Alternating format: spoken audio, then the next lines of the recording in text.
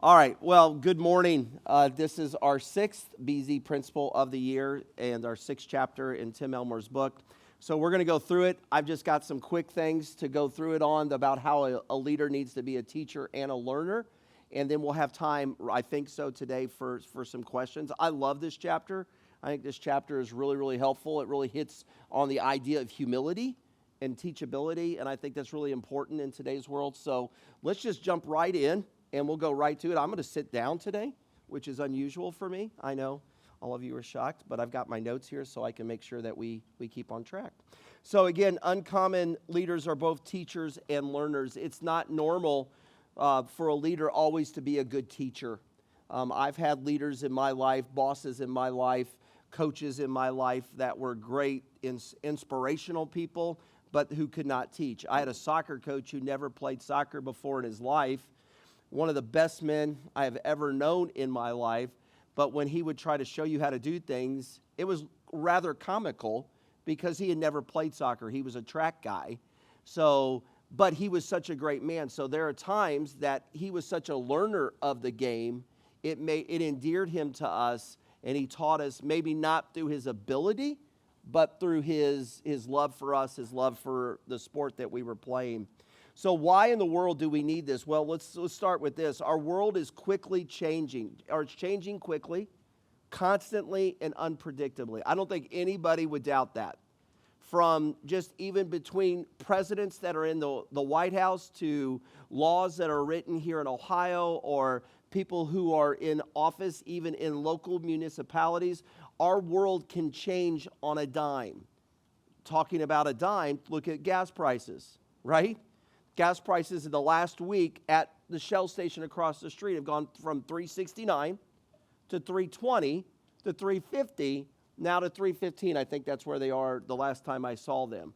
So there is unpredictability everywhere. And I think that's really why we need to understand that a leader needs to be a teacher, but also a leader needs to be a learner so that leader is adaptable. Michael Josephson had this quote, and it was in the book, "Teachers are not tyrants." You might think, well, I had a teacher in high school that was a tyrant. Maybe you did, but don't tell me who they are. They help their followers see and understand more. They inspire them to become more and do more. Now, you might say, well, I'm not the leader of an organization yet, so I can't do this. Can I challenge you? You as a leader following somebody else can help them see more. So when I go into John Wood's office, my goal is to equip him with the information he needs to maybe make a decision. My goal is to go in and inspire him with my actions so that maybe it will encourage him to do more. So you don't need to be the top dog to be able to do this. So teachers are not tyrants. They help their followers see and understand more, but they also inspire them to become more and to do more. So what does this mean to be a teacher and a learner before I go into that next quote? Well, first of all, leaders are lifelong learners. It's a journey. It's not something that will change because of your age. I will be 50 in June. I know that's old. I will be 50 in June, and my learning journey should not end at 50. My learning journey does not end when you get up into management roles. Your learning journey should always be going, so you should always be that way. Tim Elmore said this in page 132 of the book, "Leaders and teachers are receptacles of information and libraries of information." So you have information, but you're also getting information. You can give it. You're a library. You're a receptacle to receive it. You're a library to give it. I thought that was really important. Learning is a lifetime exercise. I just talked about that. Leaders must seek to learn. What do you know today? That's a good question. What do you know today, and what do you not know today? What do you need to know today, and what do you need to improve on today? I think those are great questions for a leader to ask. And Brian Herbert said this, "The capacity to learn is a gift. The ability to learn is a skill. The willingness to learn is a choice." So yeah, it's a gift to be able to learn. That's what we get to do. We have the gift with books and everything to be able to learn, but it's a skill. It takes time. That's why you're here. When my kids say, "Why are you making me go to school?" When it's 7:40 and I have to go get them, They're going to be like, why am I going to school? I say, you're learning how to learn because it is a skill, but the willingness to learn is a choice. You could sit there like my oldest does in Spanish class with his arms crossed and just like his Chromebook open, not wanting to learn.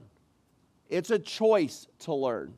And I think that's really important. And that's important to know as a leader as well. Another quote by President John F. Kennedy, and I thought this was really good as well. This chapter had a lot of great quotes. I felt like when I looked at this chapter, if you look at my book, there's a lot of orange from highlighter.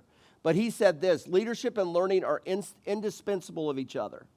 This is the highest person, like basically if you look at the world today or even back then, this was the leader of the free world.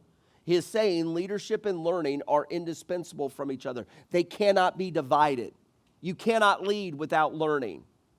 And we're going to go into really what that means and how you actually do this. So uncommon leaders are both teachers and learners. So how do we do this? So let's walk through 4 areas that Dr. Elmore talked about in the book. These are 4 really easy areas on how you can always be a teacher and how you can always be a learner. Number 1, manage your emotions. I have never met somebody who is irrational or has a quick temper or who worries about what other people think that is really a good teacher. You have to manage your emotions.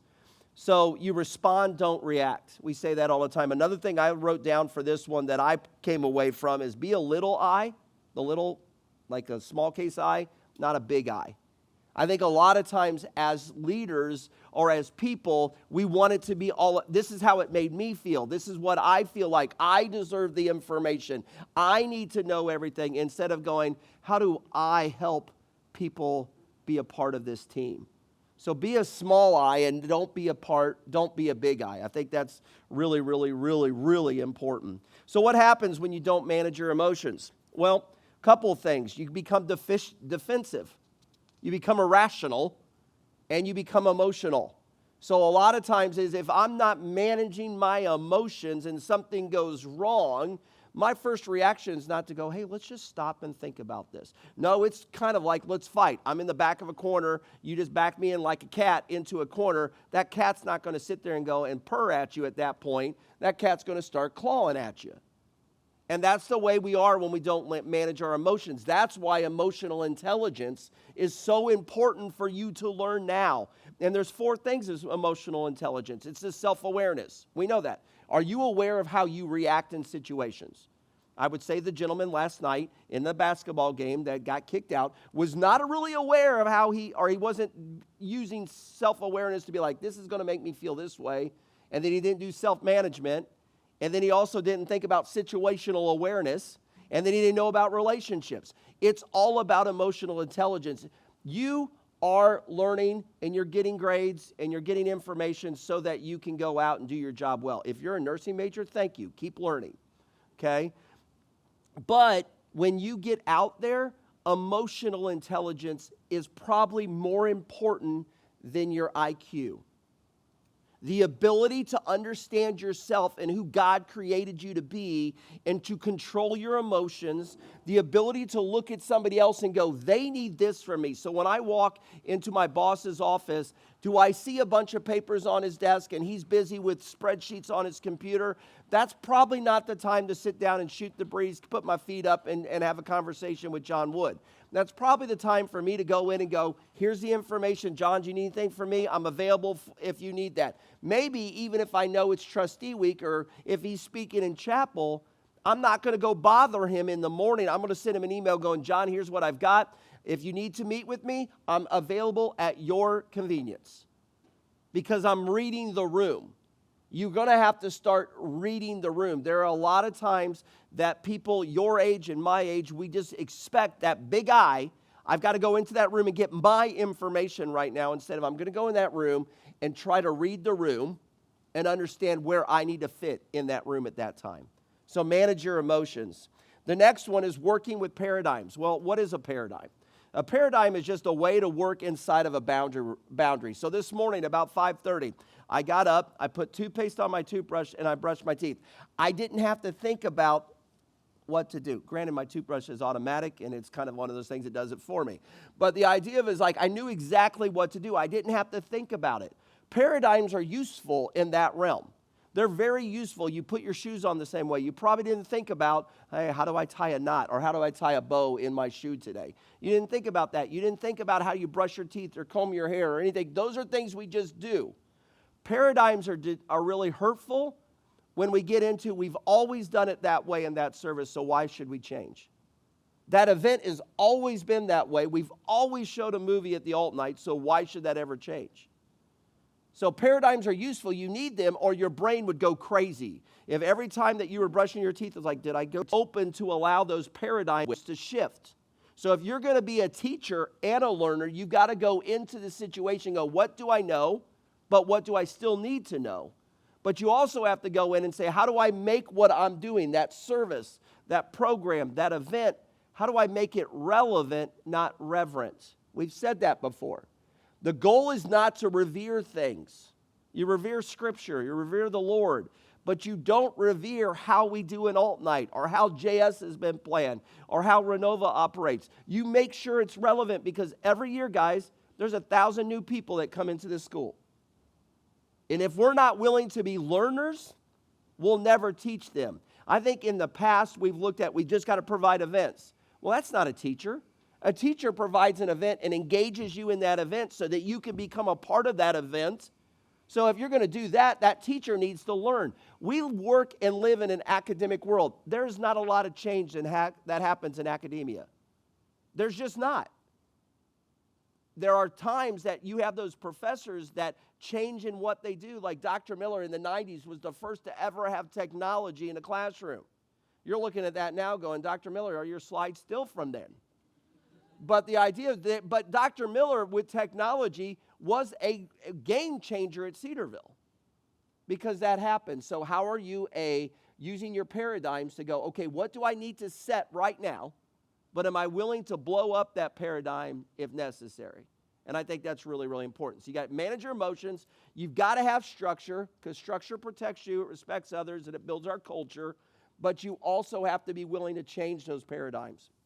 The next one is organizational development. They called it the space shuttle effect, okay? But you were not alive you were pretty young the last time the space shuttle flew. I was not. I went to space camp. I wanted to be an astronaut. I sat in the space shuttle simulator. I blew it up. But the whole idea is, so I wanted to do that. And by the time when I was in late 80s, early 80s, somewhere in the middle, I think it was the mid 80s actually, the Space Shuttle Challenger blew up.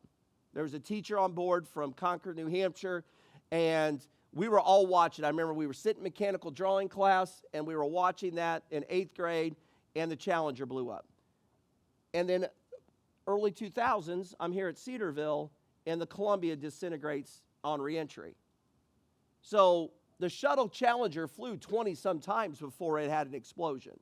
Columbia flew a lot more than that. So what happened is they became used to, well, those problems happen, but they're not that big of a deal. Look how successful we are. Nothing's ever blown up yet. And that's what happened in that early morning in January in 1986 when the Challenger blew up 73 seconds after takeoff. So why do we need organizational development? Because you got to look for opportunities and issues. I would say that we're ingrained to look for the problem. Can I challenge you to look for issues and opportunities? So don't always look for the problem or the issue. Look for opportunities because there's things that go right at Renova and there might be a new way of doing things. It doesn't mean it's a problem. It just means it's a new way of doing things, a new way of treating patients. I loved when we were at Dayton Children's with Keegan for his hand surgery this summer. I didn't love being at the hospital for that, but one of the things I saw from the nurses, they were very intentional. We had the same nurse from the time he checked in to the time he had his surgery. And she stayed with us. She walked through the different departments. It was something new that Dayton Children's was doing to make sure that the parent was calm. And it was for the parent probably more than the kid. But the parent was calm and things. I really loved how they did that. They took something that they knew could potentially be a problem and they fixed it. Tim Elmore said this, page 141 of your book. He said, we accept, tolerate, and assimilate reoccurring problems. We just accept them. Well, my car always makes that noise. The light always flickers, but if you push it just a little hard enough, it works. You know, we have that normalization of defect. That's what he calls it. But the idea of it is, can I challenge you There are times that you as a leader, as a teacher, and a learner have to live out that Bravo Zulu stuff. How are you providing extraordinary effort and striving for excellence in everything you do? And that means looking at things that other people would be like, it's not a big deal. Not a big deal. We don't need to worry about it. That's why we tape cords down a certain way. That's why we empty trash cans when we're at events. This is just, we're not going to allow things just to happen. So why do people allow things just to happen? Guess what? It takes a little bit extra time. It costs money. It breaks up the status quo. And nobody wants to break up the status quo. You're going to be uncommon if you're looking for ways to improve all the time. Because people would say, if it ain't broke, don't fix it. I know it's terrible English. My English was broke there. But if it ain't broke, don't fix it. That's the mentality of a lot of people. Why are you messing with this? It's been fine for years. Alt nights have been fine for years. Why are you messing with this? Because you want to be relevant, not reverent. The last one, so you've got manage your emotions, you've got, making sure you're working with paradigms, you've got organizational development, and the last one is you embrace interruptions. Interruptions are going to happen in life, and a quote I've been using a lot in the last few days is never waste a good crisis. Winston Churchill said that. So how do you perceive interruptions? We usually perceive them as an interruption. They're bothering me. It's a problem. How do you not know that an interruption is an opportunity to try something new? That's the idea of being a teacher and a learner. So when somebody comes in and it's an interruption to my day and I listen to them and I'm managing my emotions so that I actually listen to them, then I have the opportunity to grow and maybe use that interruption to change what we've done. Interruptions sometimes are God's way of going, don't go down that road. Are you listening to that? So be okay with interruptions. So you've got to be able to manage your emotions. You've got to work with paradigms. You've got to have organizational development. And then you've got to be able to embrace interruptions. All right, so in conclusion, he does this every time. Common leaders, uncommon leaders with teachers and learners. Number one, if a common leader, they listen to me when I speak. Uncommon, they speak to me, I'll listen. I know the answer already. I'm seeking new alternatives. Never question my judgment. Let's always be asking questions. I seek solutions from experts. That's not a bad thing. What about seeking answers from anyone? I want your respect. I want your input. This is the way we've always done it. Welcome to church life. I'm looking for ways to make it better. I'll figure it out myself. Let's collaborate, and the best idea wins. Never let them see you sweat. I'm authentic and vulnerable. I have more experience, so I know best. Since I'm older, I'm working to adapt. I'm the only teacher on the team. No, I'm a lifelong learner. So there's a difference. They hold each other in balance. You've got to be able to teach. You've got to be the one that you have confidence to teach. But you have to have the humility to say, I don't know everything. And that's hard.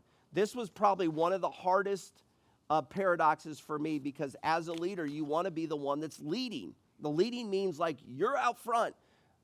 Let me challenge you. You might be out front, but there's people behind you pushing you. If you're out front trying to pull, it's really hard. If you're out front and you're pulling and people are pushing, it makes it a lot easier. So be that teacher and be that learner at all times. It's going to help you. When you get your first job, be that one that walks into the office, the lab, the hospital, and you're looking for ways, okay, I'm going to inspire with my action, and I'm going to have an attitude of humility so that I can learn what I don't know and teach others what I don't know. So uncommon leaders are both teachers and learners. All right, any questions as I take the mic off?